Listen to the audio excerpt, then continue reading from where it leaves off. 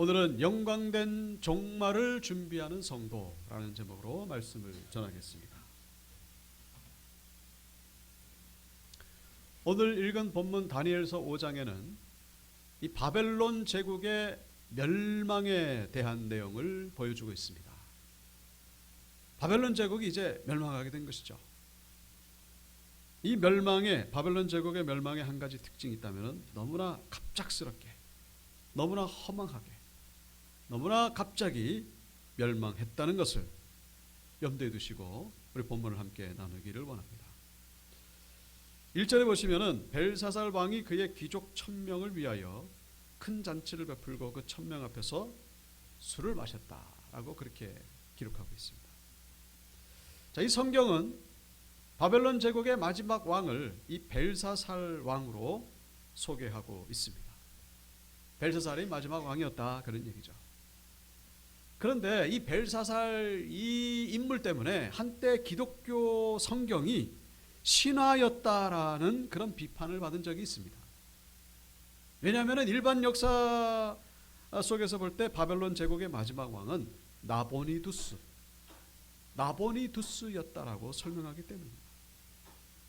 벨사살은 찾아볼 수가 없어요. 그거 봐라, 그 벨사살 그 후대의 사람들이 지어낸 인물이다. 성경은 신하고 성경은 공상소설이다. 그러면서 잔뜩 그렇게 비판을 받았습니다. 있지도 않은 인물을 그렇게 집어넣고 말해 다니냐. 벨사살이 어디 있냐. 자, 그랬는데 1854년에 이제 반전이 일어나게 되죠. J.G. 테일러라고 하는 영국 사람이 이 고고학자들과 함께 바벨론 지역, 지금의 이라크 남부 지역이죠. 거기를 탐사하던 중에 저렇게 생긴 원통형의 실린더라고 합니다. 실린더를 발견하게 되는데 저 크기가 한 25cm 정도 됩니다. 큰 게 아니라 이 정도 25, 30cm 정도. 거기에 적혀있는 이 글자들을 해독한 결과 거기에 나보니두스와 그의 장남 벨사살에 대한 이야기가 나오는 것이 확인이 됐습니다. 1854년. 그러니까 그 전까지는 성경이 계속 비판을 받다가 저 고고학 자료가 발견이 되는 순간 완전히 역전이 되고 말았던 것이죠. 그렇게 성경을 비판하던 자유주의 신학자들 이제는 더 이상 비판할 수가 없게 됩니다. 나보니두스와 그의 장남 벨사살 정확하게 기록했어요. 무슨 내용이냐면은 나보니두스가 그 달신을 믿었고 그 달신 앞에 자기와 자기 아들 벨사살을 위해서 이 평안을 위해서 기도하는 그런 내용이 아주 정확하게 기록되어 있습니다. 지금은 벨사살을 부인하는 사람들이 없죠. 그래서 차후에 이제 이 기록들을 이렇게 쭉 종합해 보면은 이 나보니두스가 진짜 왕이었는데 워낙에 바깥에 나가서 전쟁을 많이 하다 보니까 그 비어있는 왕 그 자리를 채우기 위해서 그 장남이죠. 벨사살을 섭정왕으로 세웠던 것이죠. 임시왕이었던 것입니다. 그러니까 오늘 본문의 상황도 이 나보니두스가 그 바깥에 나가서 이 바벨론 제국을 멸망시킨 게 결국 메대와 페르시아, 성경에는 바사라고 되어 있죠. 메대 바사의 연합군. 이 나보니두스가 바깥에 나가가지고 이 메대 바사 연합군과 싸우다가 패배해가지고 아라비아 사막 테이마라고 하는 곳에 피신해 있는 동안에 그때 벌어진 일이라는 사실을 우리가 이해하시면 됩니다. 자, 그러니까 우리가 성경을 우습게 봐서는 안 된다는 것이죠. 성경을 가볍게 보면 안 된다는 거예요. 여러분, 저 유적이 발견되는 순간에 그야말로 성경이야말로 최고의 고각적인 자료라는 것이 다시 한번 확인되었다라는 사실을 우리가 기억할 필요가 있다는 것이죠. 바벨론, 아시리아 그 무슨 뭐 전설의 왕국이지. 성경을 그대로 있거든. 아시리아가 발굴된 지가 몇백 년 안 된다니까. 우리가 하나님의 말씀을, 이 성경 말씀을 하나님의 말씀으로 받아들이시고 말씀을 믿으시고 붙드시고 말씀을 따라가시는 가운데 말씀의 능력을 경험하시는 우리 온유교회 원석들 다 되시기를 주 이름으로 축원합니다. 하나님의 말씀은 사실이다. 이해되지 않는 부분들이 있습니다. 이해되지가 않을 뿐이지 반드시 현실로 드러나게 된다는 사실을 우리가 잊어서는 안 된다는 것입니다. 말씀은 사실이에요. 자, 이 벨사살이 1000명의 귀족들을 불러다 놓고 술잔치를 벌였습니다. 근데 무슨 생각이었는지 갑자기 그 옛날에 느부갓네살, 그 선왕이죠. 느부갓네살이 예루살렘에서 강제로 뺏어온 그 성전의 그릇들, 성전에서 사용하는 그 거룩한 그릇들을 내오라 해가지고 그것을 가지고 술을 받아서 마시기 시작했습니다. 아주 경건모독죄도 이런 경건모독죄가 없죠. 신성모독죄. 왜 이 벨사살이 이런 생각을 했을까? 성경에 나오진 않습니다만 우리가 짐작컨대 여러분, 술을 마시게 되면요, 겁이 없어집니다. 현실 감각이 없어져요. 모든 게 다 자기 것 같이 착각, 환상에 빠지게 되죠. 아주 교만이 하늘을 찌를 때 되게 되는, 벨사살이 그런 상태였던 것 같습니다. 모든 게 다 자기 것 같고 세상 자기가 신이 된 것처럼. 그때 들었던 생각이 바로 우리가 이 다니엘서, 여러분, 이 벨사살이 예루살렘 성전 그릇을 가져오라고 한 것이 우연이 아니거든요. 여기 메시지가 있습니다. 그러니까 1장부터 5장까지 이어지는 이 연속적인 사건 속에서 우리가 해석해야 되는데, 벨사살이 생각할 때에 느부갓네살, 여러분, 느부갓네살은 그야말로 바벨론 주민들에게는 영웅 중의 영웅입니다. 우리나라로 말할 것 같으면 광개토대왕, 세종대왕, 이순신 이 정도, 그보다 더 대단한 영웅. 근데 성경을 통해서 보여주신 이 느부갓네살은 그야말로 연약하기 그지없는, 하나님 앞에서 보잘것없는 그런 인간임을 보여주고 있다는 것이죠. 하나님 앞에서 교만했다가 그냥 7년 동안 소처럼 정신병이 걸려가지고 생활할 수밖에 없었던 그런 아주 보잘것없는 인물. 이 벨사살이 그것을 기억해냈던 것 같습니다. 그 영웅 중에 영웅인 느부갓네살이 하나님 앞에 무릎을 꿇었지만은 나는 그 하나님보다 대단한 인물이다. 그런 생각으로 이 성전에서, 하나님을 섬기는 성전에서 사용하는 그릇들을 보다가 가져다가 거기다 술을 붓고, 여러분 4절에 보시면은 이 벨사살이 찬양하는 대상이 있죠. 뭐를 찬양하고 있죠? 술을 마시고는 금, 은, 구리, 쇠, 나무, 돌로 만든 신들을 찬양했다 라고 그렇게 기록합니다.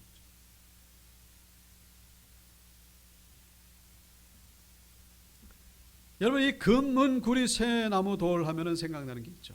뭡니까? 그 느부갓네살이 꿈에서 봤던 그 신상에 들어갔던 그 재료들, 금, 은, 동, 구리, 철과 진흙이 섞인 그 신상. 그 신상이 결국은 하늘에서 날라온 돌에 맞아가지고 완전히 박살이 나죠. 그런데 그 신상에 쓰였던 그 재료들을 지금 도리어 벨사살이 찬양하고 있다는 건 뭡니까? 절대로 무너지지 않는다, 그런 얘기죠. 그 느부갓네살이 무릎을 꿇었던 그 하나님은 결코 나를 무너뜨리지 않을 것이다. 세상 말로 객기죠.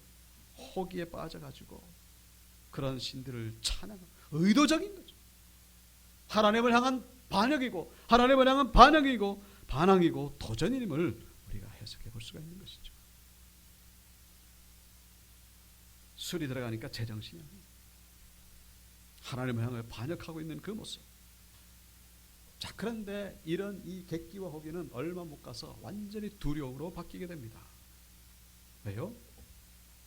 바로 저렇게 벽에 나타나가지고 이 손가락들이 글자를 쓰기 시작하는 것을 보게 되었기 때문에.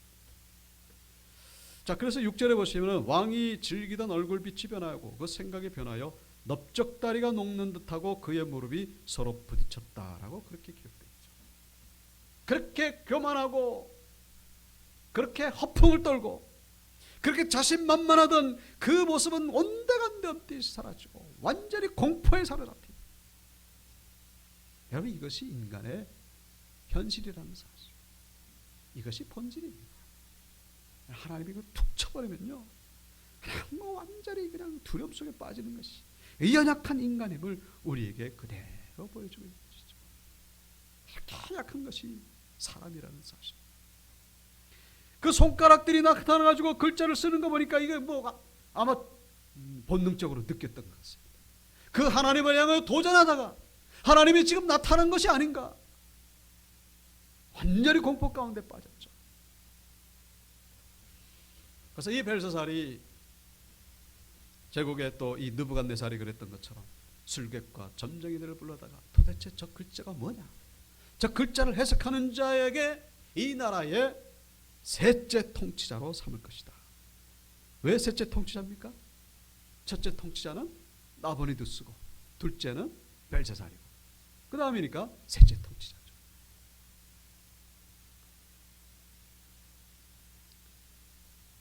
자, 그런데 아무도 맞추는 사람이 없었습니다. 아무도 맞춰주지 못하다 보니까 이 공포는 이 벨사살을 넘어져 가지고 모든 잔치 분위기에게 번지기 시작한 거예요. 모든 사람들이 두려워 빠지기 시작한 것이죠. 여기서 우리 한 가지 기억하실 것은 이 왕에 의해서 소환된 이 술객과 점쟁이들을 우리 주변에 있는 무당 같은 사람이라고만 생각하시면 안 된다는 거예요. 물론 그런 사람들도 있겠죠. 물론 무당 같은 점쟁이들도 있겠습니다만 여기 지혜자라는 말이 나와요. 다시 말씀드리면 이 왕에 의해서 소환된 이 모든 사람들은 이 바벨론 제국의 지식인 중에 최고의 지식이라는 사실을 우리가 기억하셔야 된다는 것이죠. 똑똑한 사람. 그 무당의 수준을, 이건 차원이 다른 거예요. 여러분이 바벨론 제국에서 그 쓰던 그 달력, 그리고 이 이 천문학이 얼마나 발달했는지 지금 봐도 아주 기가 막힐 정도입니다. 아주 똑똑한 사람들이요, 아주 가득했던 나라가 바벨론 제국입니다. 근데 이 사람들이 다 모여가지고도 저 도대체 무슨 글자인지를 알 수가 없는 거예요. 근데 나중에 우리 나옵니다만 메네메네 데겔 우바라신이죠. 흥미로운 것은 저 글자는요, 아람어에 해당되는 글자입니다. 아람어. 여러분, 아람어는요, 마치 우리나라 사람들이 한국어를 쓰는 것처럼 그때 당시에는 흔한 단어였습니다. 대부분의 나라들이 사용하던 단어였죠. 그런데 이것을 모른다는 것, 이거야말로 정말로 기적이 아닐까. 그 단어는 무슨 뜻인지는 아는데 이게 조합이 되질 않는 거예요. 여러분, 세상적으로 아무리 똑똑한 분들도요, 교회 처음 나오시면요, 이 성경이 무슨 뜻인지 알기가 힘듭니다. 한글을 몰라서가 아니라 뭐예요? 영적인 의미를 모르니까. 그렇게 생각하시면 됩니다.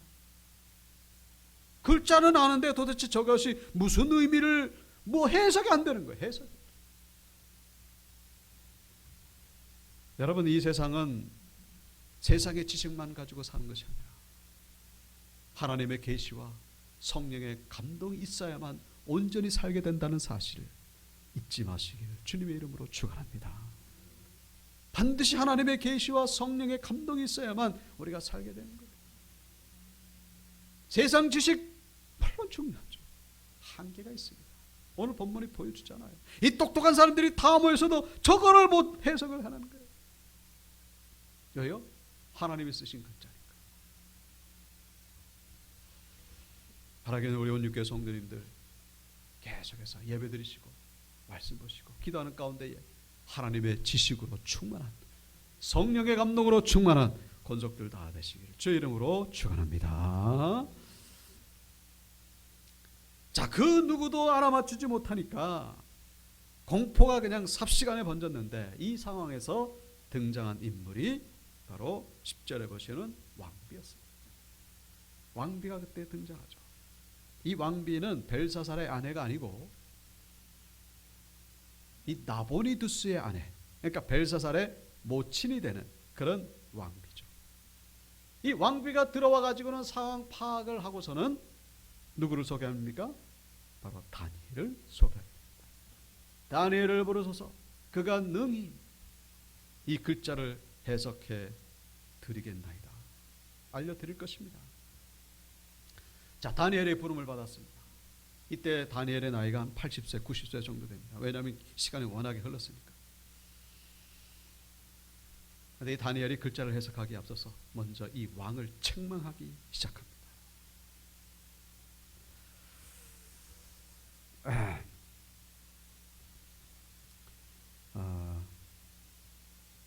여기 18절에 나오죠. 왕이여 지극히 높으신 하나님이 왕에 붙인 느부갓네살에게 나라와 큰 권세와 영광과 위엄을 주셨고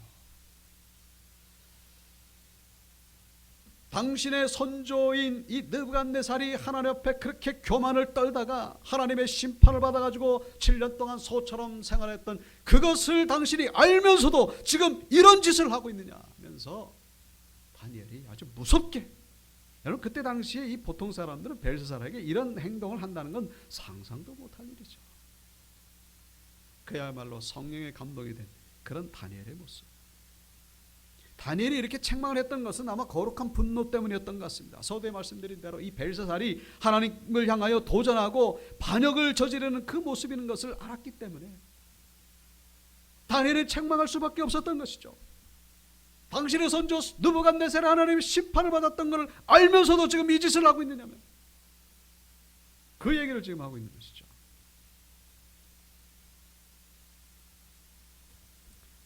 그러면서 이 글을 해석해 줍니다. 그리고 나서 메네메네 뭡니까? 세어보았다. 세어보았다. 세어보았다. 세어보았다. 대결 무게를 달아보았다. 무게를 재보았다. 우바르신, 우는 그리고 접속사입니다. 바르신은 여기 그 베레스 28절에 나옵니다만 베레스의 그 복수형입니다. 우바르신, 베레스. 그러니까 나눠졌다. 하나님께서 당신을 저울에 대라다 보니까 모자라서 결국은 당신의 시대는 끝났습니다. 이 나라는 망할 것입니다. 그 다음에 이제 자세한 얘기는 안 나옵니다만은 이 벨사살이 결국은 그 약속했던 대로 이 나라의 셋째 통치자였고 바로 그날에 벨사살은 죽임을 당하게 되었다라고 그렇게 기록되어 있죠. 30절에 나오죠. 그날 밤에 갈대아 왕 벨사살이 죽임을 당하였고 그리고 이 바벨론을 멸망시킨 자가 누구냐? 메대 사람 다리오였다라고 그렇게 기록되어 있습니다. 이때 이 다리오와 함께 바벨론을 공격했던 중요한 인물이 있는데 그분이 바로 바사의 고레스 왕입니다. 고레스 아시죠? 이스라엘 백성들 바벨론에 포로 잡혀 있는 것을 고국으로 돌아가게 했던 그 고레스. 이 고레스와 다리오가 함께 연합으로 공격을 했는데 얼마 안 있어 가지고 이 다리오는 고레스에게 흡수가 됩니다. 결국은 이 페르시아가 이 패권을 차지하게 된 것이죠. 그래서 결국 우리가 이 느부갓네살 꿈속에서 보았던 그 금신상 신상 그대로 바벨론에 무너지고 메대와 페르시아가 그 다음에 뒤를 잇는 그런 하나님의 말씀이 성취된 것을 우리가 성경을 통해서 보게 됩니다. 말씀의 성취가 그대로 이루어지게 된 것이죠. 이건 뭐 부인할 수 없는 역사적인 사실이기 때문에 너무나 확실한 하나님의 말씀인 것을 우리가 보게 됩니다. 지난 시간에도 말씀드렸듯이 이 다니엘서는 세상 종말과 연관된 예언서입니다. 이 바벨론의 멸망은 결국 세상의 종말의 모형이라는 사실. 바벨론이 이렇게 멸망한 것처럼 이 세상도 그렇게 끝을 향해 가고 있다는 것을 말씀하고 있다는 것을 우리가 기억하셔야 된다는 것이죠. 오늘 본문에서 우리가 한 가지 아실 것은 이 벨사살이 술 취한 상태에서 갑자기 다리오와 고레스가 비밀리에 공격했기 때문에 망했을 것이다 라고 생각하시는데 그것이 아니고 벨사살은 이미 이 성 바깥에 메대 바사 연합군이 쳐들어왔다는 것을 알고 있으면서 술잔치를 벌였다라는 거예요. 지금 공격해 와 있는 걸 알면서도 뻔히 알면서도 그렇게 호기를 부리는 거예요. 참으로 무모할 수밖에 없는 그런 모습이죠. 왜 그랬을까? 이유가 있습니다. 왜 그랬을까요? 바벨론 성 이 벽을 너무나 믿었기 때문에 저놈들 아무리 공격해도 끄떡없다 믿었던 역사학의 아버지라고 불리는 헤로도투스라고 하는 그런 분이 있습니다. 그리스 사람이죠.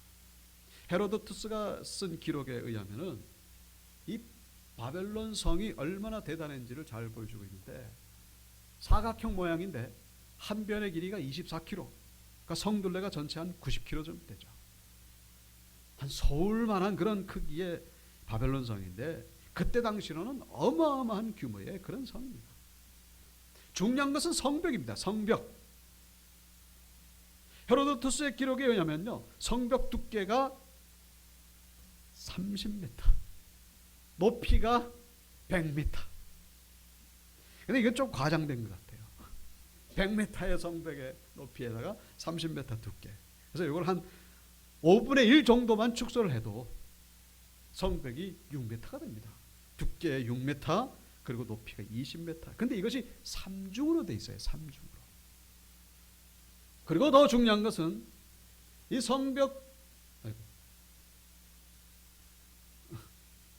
주변에 해자라고 하는 그런 해자라고 하는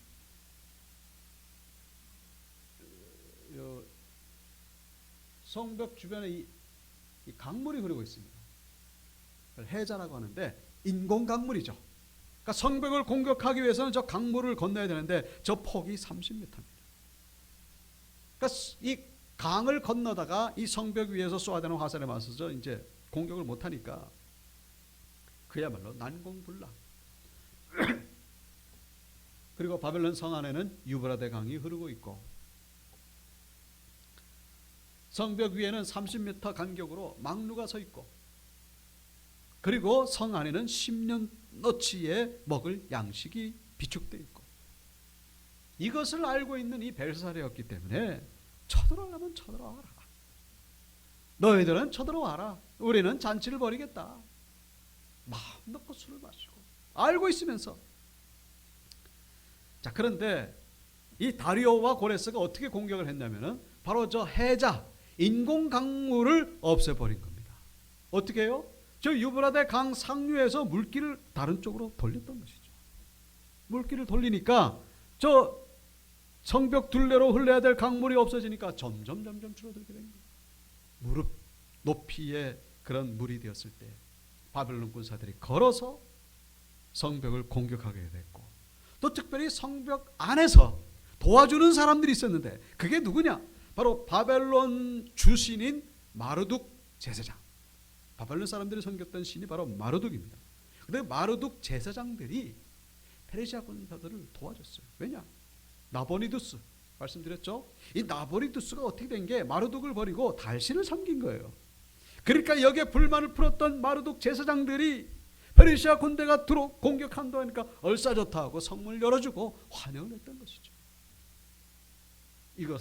이것을 전혀 모르는 벨사살이 술에 취해 있다가 결국은 제대로 방어해 보지도 못하고 싸워 보지도 못하고 그냥 허무하게 순식간에 멸망하고 말았다는 것을 일반 역사를 통해서 보게 된다는 것입니다. 자, 그래서 이 바벨론 멸망을 통해서 우리가 정리할 수 있는 한 구절이 있죠. 뭡니까? 믿는 도끼에 발등 찍혔다라는 것입니다. 믿는 도끼에 발등이 찍힌 거예요. 만약에 저 바벨론 성이 저렇게 완벽하지만 않았더라도 아마 이 벨사살은 아마 깨어서 아마 공격을 대비해서 방어를 했을 것입니다. 완전히 믿다 보니까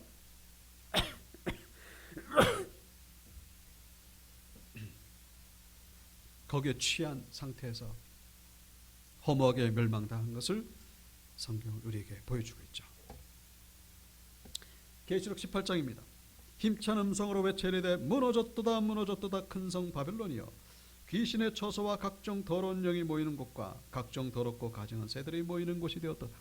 그 음행의 진노의 포도주로 말미암아 만국이 무너졌으며 또 땅의 왕들이 그와 더불어 음행하였으며 땅의 상인들도 그 사체 세력으로 치부하였도다 하더라. 여러분, 이 계시록에 나오는 바벨론은 로마 제국을 의미합니다. 자, 그런데 이 시대를 살아가는 우리에게 있어서 바벨론은 뭡니까? 바로 이 시대라는 사실입니다. 로마가 무너진 것처럼 여러분 이 시대도 무너지게 된다는 것을 우리가 잊어서는 안 된다는 것입니다. 성경은 그것을 말씀해 주고 있는 거예요. 이 바벨론도 무너지게 된다라는 사실이죠. 진짜 바벨론 그리고 로마 제국 그리고 이 시대 공통점이 있죠. 뭡니까? 취해 있다라는 거예요. 벨사살처럼 그렇게 취해 있는 거예요. 그리고 아주 철저하게 철석같이 믿고 있는 거예요. 로마 제국이 자신의 나라에 대해서 얼마나 철석같이 믿었습니까? 벨사살이 바벨론 성벽을 얼마나 믿었습니까? 이 시대 사람들도 마찬가지죠. 이 시대 돌아가는 거 보니 뭐 얼마나 잘 돌아가는지 몰라요. 철석같이 믿고 있죠. 근데 성경 뭘 말씀하고 있죠? 믿는 도끼에 발등 찍힌다라는 것입니다. 너금 21장 너희는 스스로 조심하라. 그렇지 않으면 방탕함과 술취함과 생활의 염려로 마음이 둔해지고 뜻밖의 그날이 덫과 같이 너희에게 임하리라. 이날은 온 지구상에 거하는 모든 사람에게 임하리라. 이러므로 너희는 장차 올 이 모든 일을 능히 피하고 인자 앞에 서도록 항상 기도하며 깨어 있으라 하시니라. 아멘. 여러분, 이 시대 사람들은 다 취해 있어요. 물론 뭐 보면은 정상적으로 살아가고 있죠. 하나님의 기준에서는 다 취해 있다는 것입니다. 쾌락에 취해 있고 물질에 취해 있고 그리고 이 인간의 그 어떤 능력에 취해 있고 뭐 그것을 그냥 좋게 평가할 뿐이지만은 하나님 기준으로 볼 때는 그건 취해 있는 거예요. 정신이 오락가락하는 거예요. 누구처럼? 벨사살처럼. 지난 시간에도 말씀드렸습니다만 이 과학이 발달하다 보니까 이 교통이 발달해가지고 전 세계 어디나 하루 이틀이면 닿을 그런 삶을 살아가고 있죠. 근데 문제는 그러다 보니까 이 코로나가 이 확산될 때의 그 속도가 엄청나게 빠른 속도로 옛날에는 결코 경험해보지 못했던 이 과학의 발달이 결코 좋은 것만은 아니라는 것을 우리가 생각해보는 그런 계기가 되었음을 우리가 확인하게 됩니다. 인공지능의 발달, 편리한 세상이 됐습니다만 그 저명한 물리학자 스티븐 호킹 아시죠? 그 루게릭병에 걸려가지고 이제 돌아가신 지 얼마 됐습니다. 테슬라 기업의 회장인 그 일론 머스크, 이런 분들이 계속 이 인공지능에 대해서 이것이 바로 반드시 재앙의 원천이 될 것이다 경고하고 있는 것을 쉽게 찾아볼 수 있습니다. 여러분, 문제는 과학의 기술이 아니고 이 경제 발달이 아니고 하나님을 떠날 때 있다라는 사실을 잊어서는 안 된다는 것이죠. 과학이 발달하면 좋잖아요. 근데 그것이 독이 되는 경우는 뭐냐? 하나님을 떠났을 때. 여러분, 이 벨사살이 그 바벨론 제국을 통하여 하나님을 찬양했더라면요, 결과는 완전히 달라지게 되었다. 문제는 술을 마시면서, 술을 마신 것도 문제겠습니다만 하나님을 대적하고 하나님 앞에 반응했기 때문이라는 사실. 우리에게 이 벨사살 같은 모습은 없습니까? 여러분, 하나님보다 더 의지하는 것 있습니까? 하나님보다 이건 정말로 나에겐 소망이야, 이건 정말로 나에게 신뢰의 대상이야 라고 생각하는 것입니까? 그거 내려놓으시기를 축복합니다. 속지 마세요. 속지 마세요. 여러분, 정말로 내일에는 난 몰라요. 내일 일이 어떻게 될지 아무도 모릅니다. 어떤 병에 걸릴지, 어떤 사건이 터질지 그 누가 알겠습니까? 하나님이 훅 불어보시면요, 그냥 그걸로 끝이에요. 끝. 이 세상이 우리가 의지했던 것, 그것이 나에게 구원이 됩니까? 절대로 그렇게 되지 않습니다. 벨사살처럼 우리는 금, 은, 구리, 쇠나무, 돌로 만든 신들을 찬양하고 있지는 않지. 하나님이 훅 불어버리니까 그것들이 도대체 뭐가 됩니까? 아무것도 되지 않는다는 사실. 제가 무슨 이상한 이야기를 막 이렇게 겁주고 그러는 것이 아니고 하나님을 두려워할 줄 아는 지혜로운 백성이 되어야 된다는 사실을 말씀드리는 것입니다. 벨사살 왕 이야기는 여러분, 현대를 살아가는 우리 신앙인들의 이야기라는 사실을 잊어서는 안 된다라는 것입니다. 온전히 하나님을 두려워하시고. 말씀의 결론입니다. 우리가 오늘 기억해야 될 바로 9절 있죠. 메네메네 데겔 우바르시. 뭐예요? 하나님이 세어보시고 달아보시고.